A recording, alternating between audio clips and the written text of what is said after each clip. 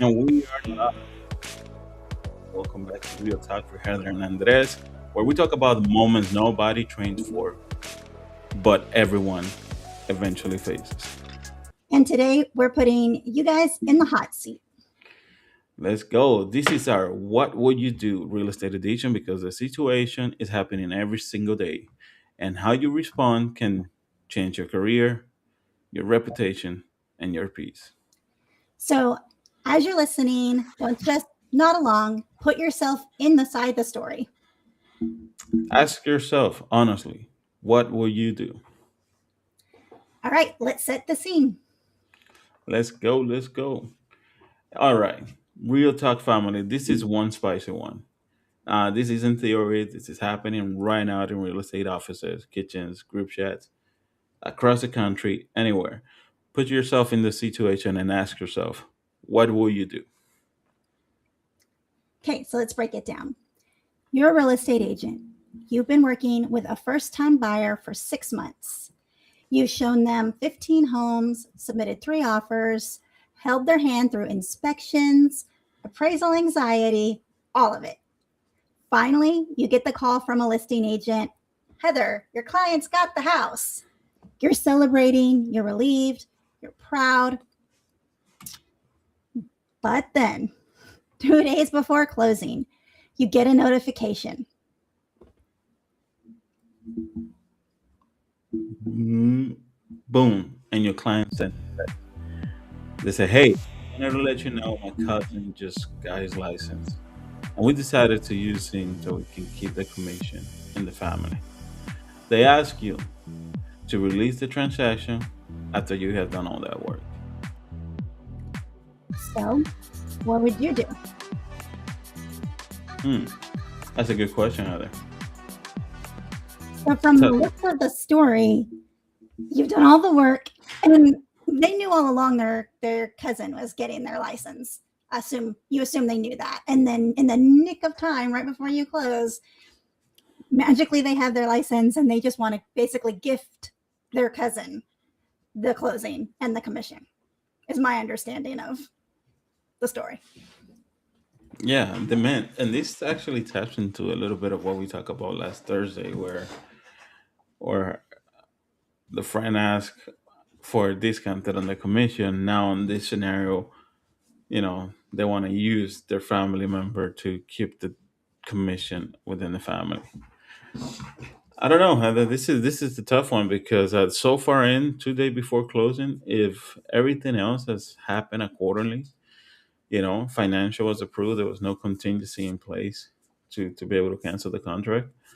Uh, I think you really need to sit down and show them what could possibly what the consequences could be, and this could include legal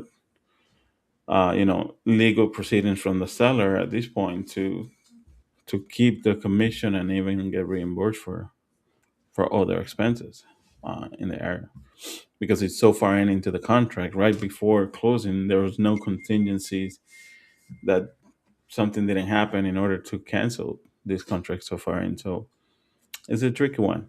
Oh, It's definitely a tricky one because there's a lot of moving parts in this. Like I said, every state has different rules and regulations for closing. And if you're 2 days, it said 2 days, right? It was like 2 days away from closing. If yeah, you're if you're 2 days away from closing in Georgia, at least the CDs have already been sent out. All the numbers are like finalized or getting finalized. So everything is like set, ready. Closings should be like getting zipped up and ready to go.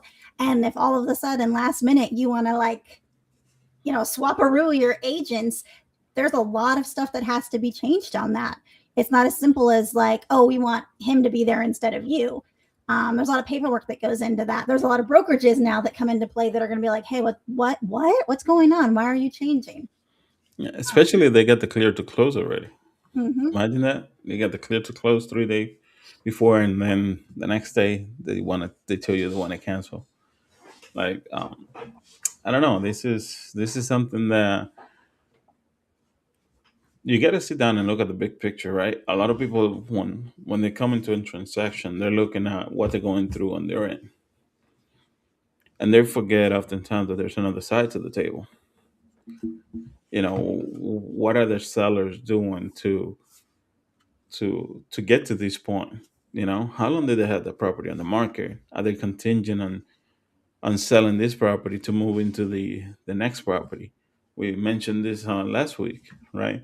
So the scenarios, you got to look at the big picture of what plays are out, and I understand people just looking for their own interests, but in a situation like this, it's not just your interest on the table. There's a lot of other parties involved that, because of certain actions that you're really affecting the outcome on so many other people on that table. And that's true. And there's also going to be, feelings involved in this. Obviously, you've worked your ass off at this point to get it to the closing table, and now they're like, yeah, thanks, but we don't want you to make any money off of this. So thanks for doing all that work. Give it to my cousin. Um, so obviously you have hurt feelings, and since they felt comfortable enough to ask this of you, they probably assumed you would just lay down and be like, okay, yeah, sure, that's fine. So if you resist or, push back on this at all, then they're going to have some feelings about that. Um, I'm not really so much concerned with the other agent, that's the cousin's feelings, because like they're not even a factor in this yet. So like it's kind of messed up that they would want to come in and start their career doing that, taking something from somebody, but that's on them. But then you've got the feelings of, the sellers who are probably going to freak out if all of a sudden we're, doing amendments to contracts and things like that. The listing agent is going to be like, what the actual, what? Like, why are we doing this? So it creates a mess. It does, and I think you mentioned something. The other agent that hasn't just got the license, if they would have cared about that particular person, or they wanted that person to represent them, they would have waited for them to get their license and then start up the process. They wouldn't have, you know, work with you and go on the contract for the property knowing that they were that close to getting their license. Mm-hmm. Yes, you have been working with them for some time, um, but he also tells you about the character, who this person is. Uh, like waiting that far in to tell you, hey, just want to cancel so I can pay my cousin instead. Like, come on. I don't think that comes around often, but it tells you a lot about the person. It really does. And we don't really have, like, and again, this is a made up story. So we're just going to jump to imaginary conclusions here. But this could have been a situation where the buyers didn't want to use their cousin because they're like, we know he's going to get his license or she's going to get her license, but they're not going to be experienced. We don't want to be the guinea pigs. We don't want to, get screwed over because we use them for our, we let them use us as guinea pigs for their first transaction. We want to use an experienced agent. And then they use that experienced agent and they really did, quote unquote, use them because now they want the cousin to get the commission.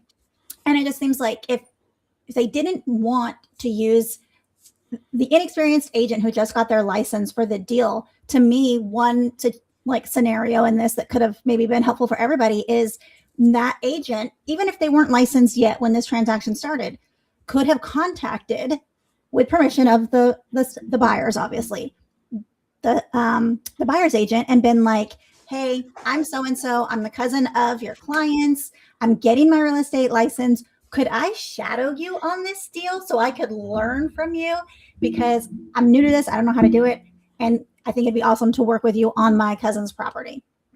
And That I think that would have been the appropriate approach in these scenarios because, like you said, it just so far into the process, and at the same time allow them to learn from that particular experience, then would have been the right thing to do in that process, not just come in and undermine everything, all the work that your agent have done to just put your cousin in front of that.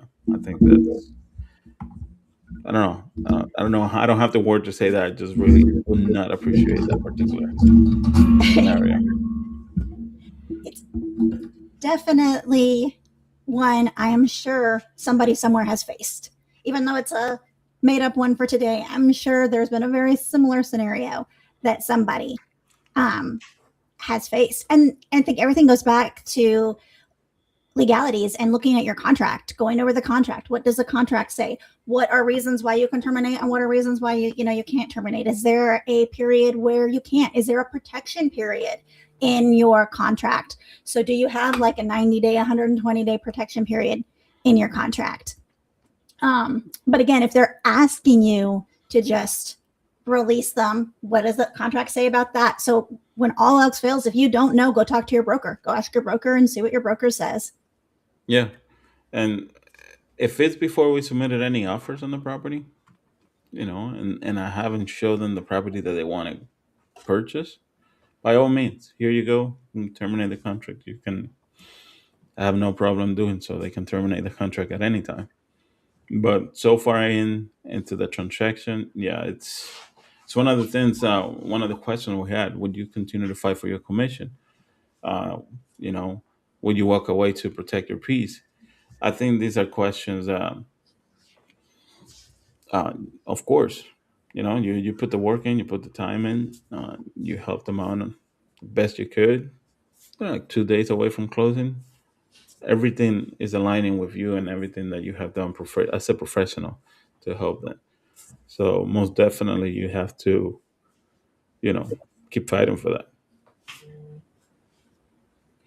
And with like with anything, there's always a million ways it could have been done different. To your point, what you said, if it was just a couple of weeks or days in and you hadn't put in a contract in, you'd just shown a couple of houses, or let's say you had shown the house that they decide they want. Let's say they're like, yes, this is the house, but you haven't wrote the contract yet, right? And then they say, you know what, we really want our cousin who just got the license to represent us. You could always be like, you know what, okay, I get that your cousin got a license, you want them to represent you, however, I did find you the house, so how about I'll terminate our agreement and your cousin gives me a referral fee. That's one way you could do it. And then maybe the cousin wouldn't be thrilled about that, but they're still getting the business that they would not have gotten otherwise. Yeah, absolutely. And in business, they got the house. You saved them a lot of time. You saved them a lot of time, and it could really help facilitate, you know, the entire situation. And sending that as a referral to them and creating the peace of mind and the reputation for both ends, right? Because at the end of the day, as an agent, I feel like a commission is okay. You can give up a commission, but your reputation that continues to generate business over time, and that's something that not able I should not put on the line for anybody. Like I'd rather have peace of mind. I'd rather maintain that than earning a commission for a particular client that's being difficult. In that situation, I would just give up. Like, whatever. For me, it's not worth going through that because on the back end, I'm losing a lot more than just a client, right? Well, you're not losing referrals on this one because you weren't going to get any. They were all going to go to the cousin. Whether you kept this deal together and you stuck it through to the end and you got credit for the deal and you got commission for the deal, or whether you gave it over to the cousin, either way, unless that cousin seriously screws up for somebody and turns out to not be a great agent or leaves the business, they're pretty much probably going to send all of their referrals to their cousin. Yeah, but they could also, let's say, put a bad review on my account, on my Google profile, because I did not comply with everything they require. People are hateful.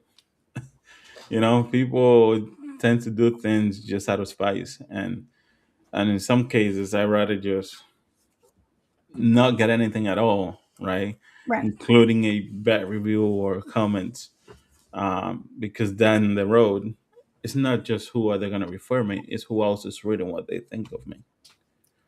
True.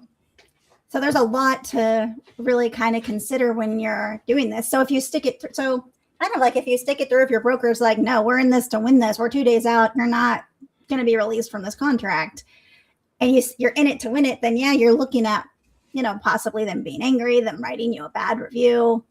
The good thing about that though is you can always go on to your review page, Google review or wherever, and make a comment, make a note. So if they're like they were the worst agent, blah blah blah, you can be like, yeah, you tried to take the deal and give it to your cousin 2 days before closing. So you know, but I mean, It- still, I still to your point though, I still understand not wanting that bad review on there, not wanting drama on your review page.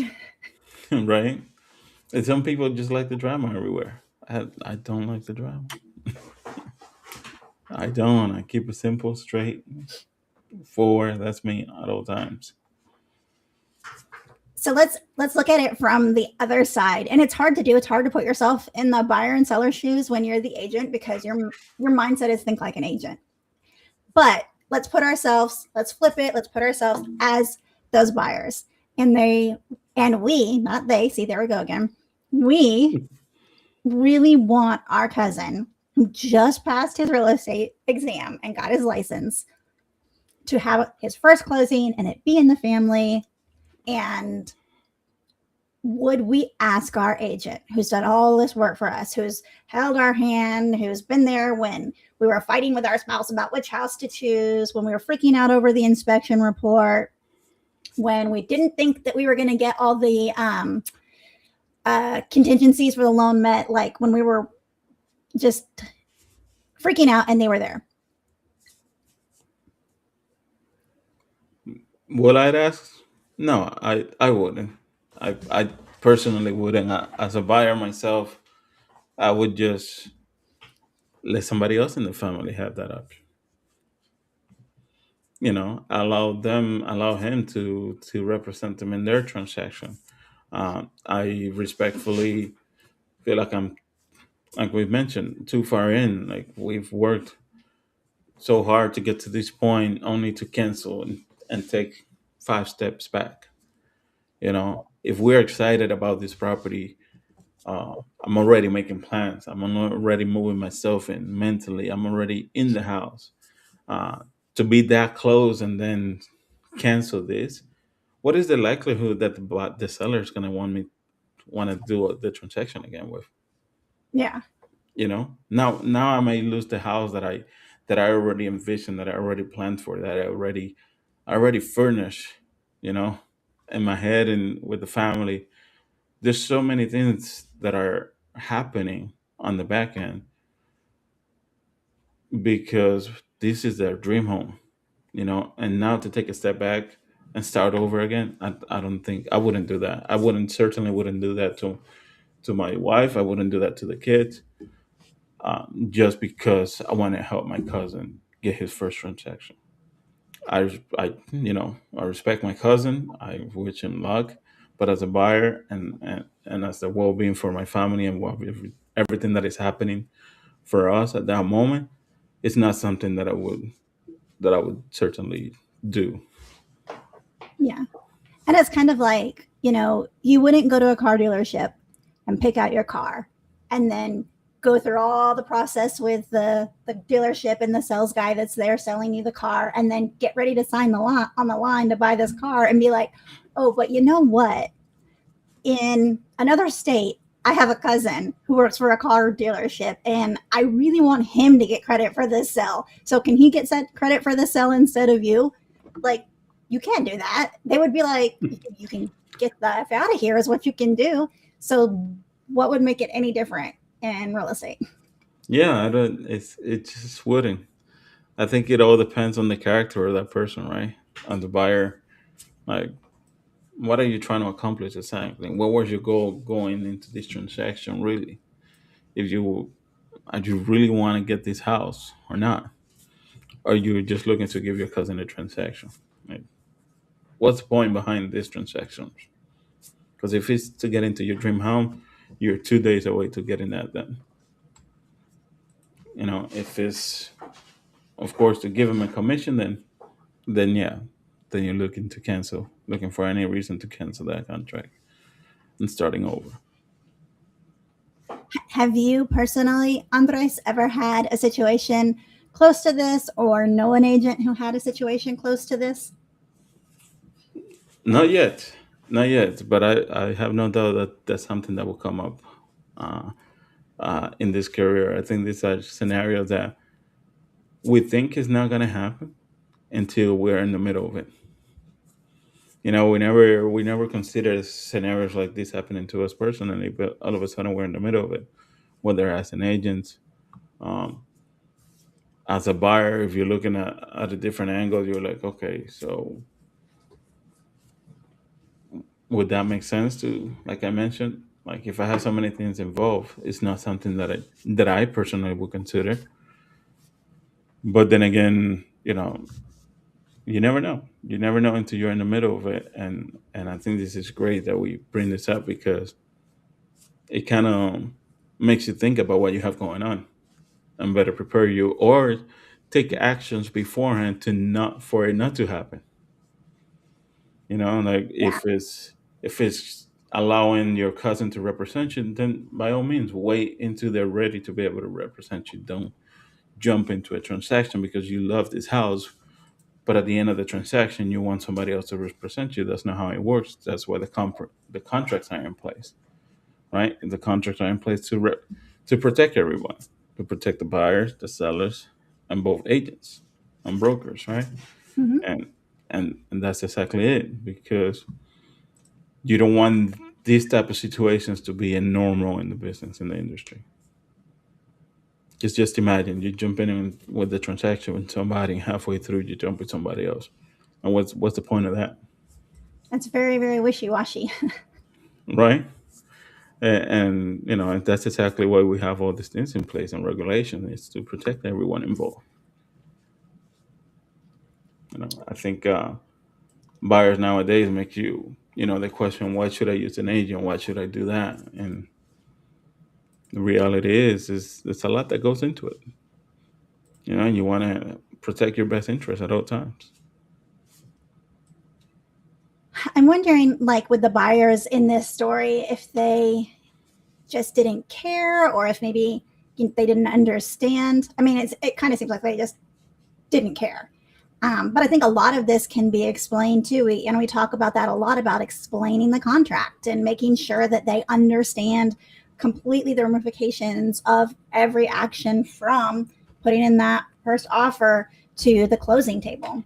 So if a lot of it comes down to just explaining the contract, does this fall back on the agent at all, that they even thought that they could get out of the contract like that at the end and ask something like that? Do you Yeah, think it falls back on the agent? it does to some extent, right? Awareness.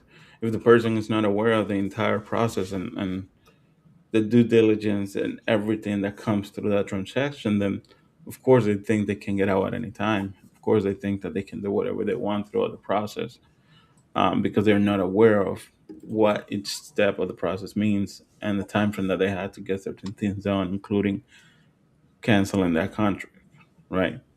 So if you're not aware of this and all of a sudden you have somebody come in and like, hey man, I should have helped you with that property. Oh shit, let me see if I still cancel. Let's make this happen.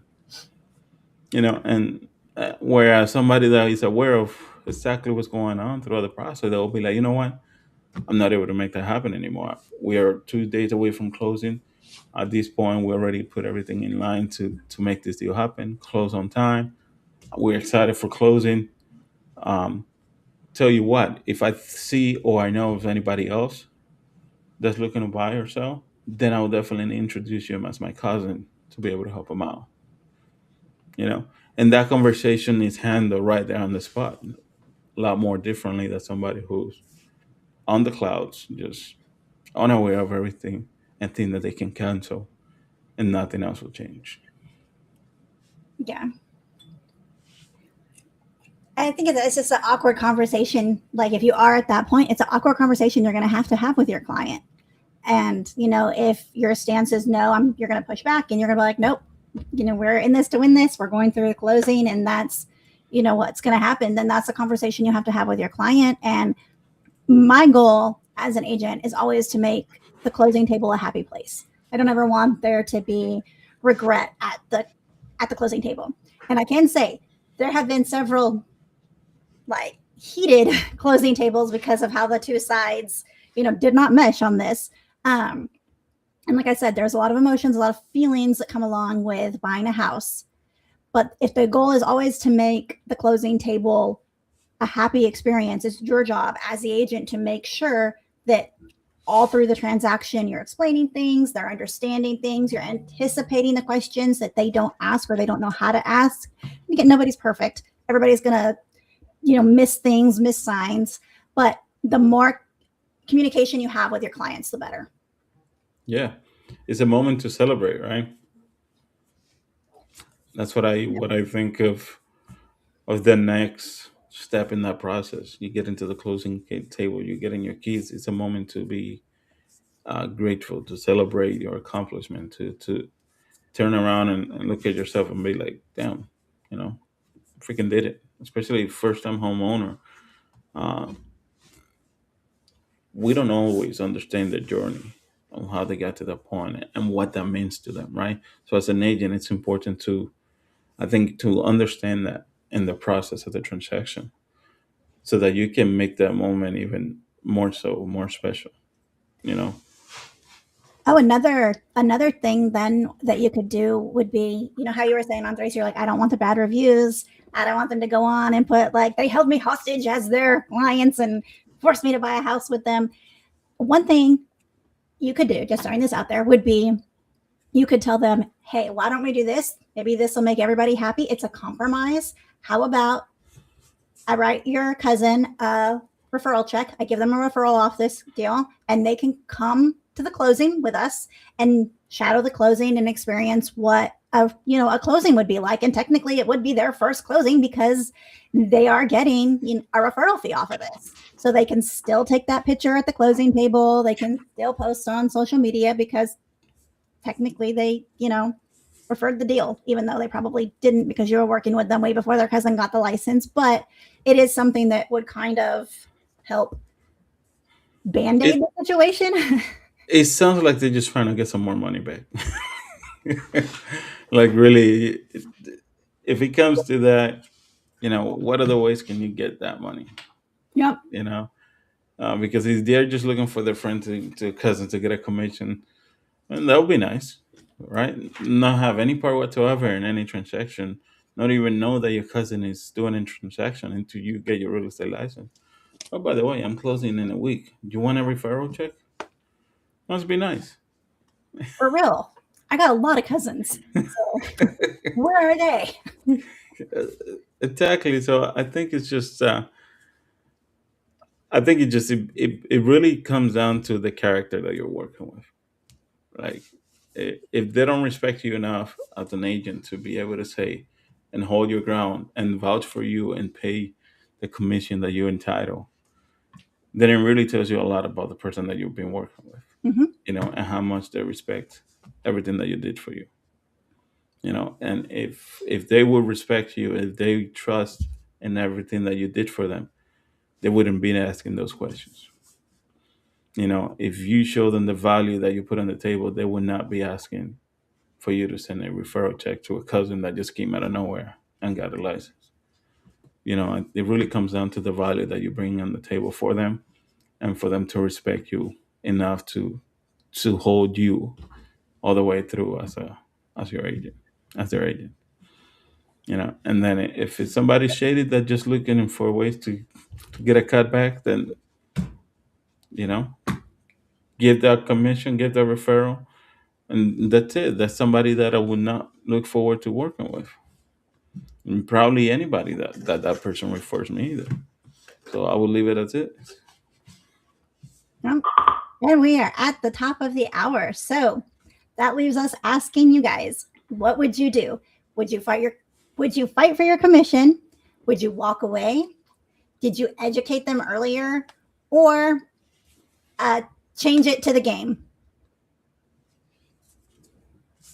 Well, jump into the conversation. You can join us.